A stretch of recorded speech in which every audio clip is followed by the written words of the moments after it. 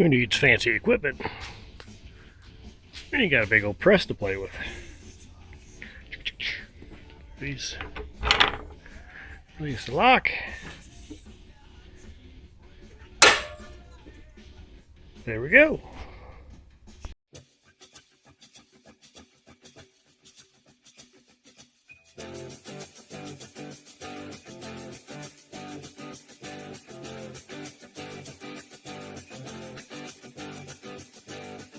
Welcome back to Atwood's Garage. I'm currently at work, before everybody else is. Anyway, as you saw in the previous episode, I cut the bell housing off my Turbo 400 because it was cracked.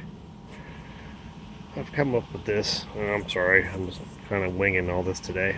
Came up with this mounting plate because I have an idea to put a 4L60 removable bell housing in its place.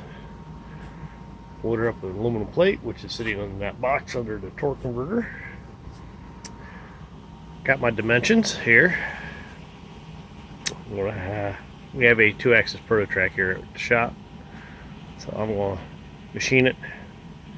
We'll take the piece is 1/2 inch. We'll take an 1/8 of an inch off this outer area. I'll leave a 1/8 raised area to center the bell housing on, and bolt it down on the pump just like all the aftermarket stuff.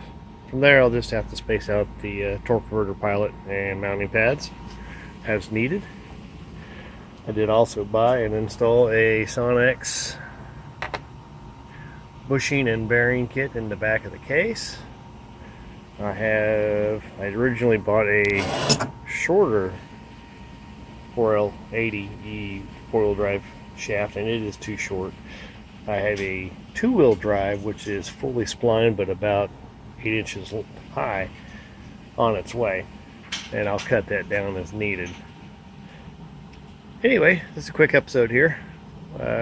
Try to film some more here when we start to do some machining.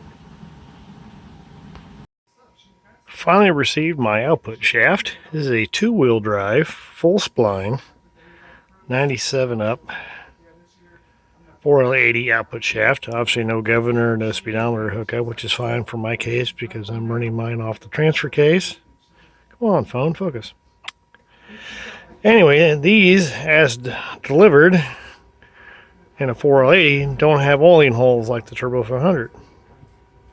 So today, took a carbide drill, oiling hole over there, oiling hole over there, then ran a stone over it to take a deep burr off of it. And then I had to take the lathe and open up this area because this, obviously, since it's doesn't need the holes for a 4L, they didn't machine it as much as they did on a 400. So put it in the lathe and bored it a little bit, and you got a deep burr on both sides. This thing is ready to go. So I'm here at the shop. Coworker's got my adapter plate all jigged up. And the big old Model K Monarch. Here shortly, you can get that sucker spinning. Oops, oh, lost my foot in there. And we'll get her cut. Be back shortly. Cutting my plate.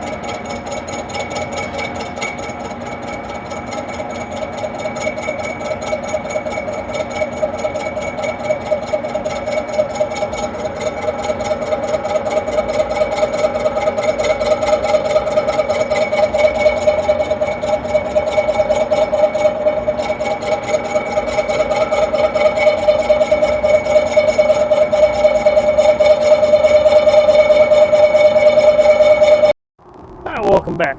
Super Bowl Sunday today. Bengals and Rams. Go Bengals. I know. Anyways, been a long week. Not much to report this week. Other than my father-in-law passed. So we've been kind of distracted, so not much has gotten done around here. Obviously, I've got other obligations I had to see to. I'm still working through a lot of that stuff. Lived a good life. Sorry to see him go. He's a good man. Now back to the rig. As you can see, flip you around here. Got moved up into the driveway here, so I can start tearing the dry shafts and everything out. I guess I should probably go to a wide version, but my phone's not doing real well. So anyway, garage is a mess. I'm probably gonna go in and clean that up and get that ready. My son's gone into the firewood business, and I've got wood everywhere. He promises he's going to clean it up.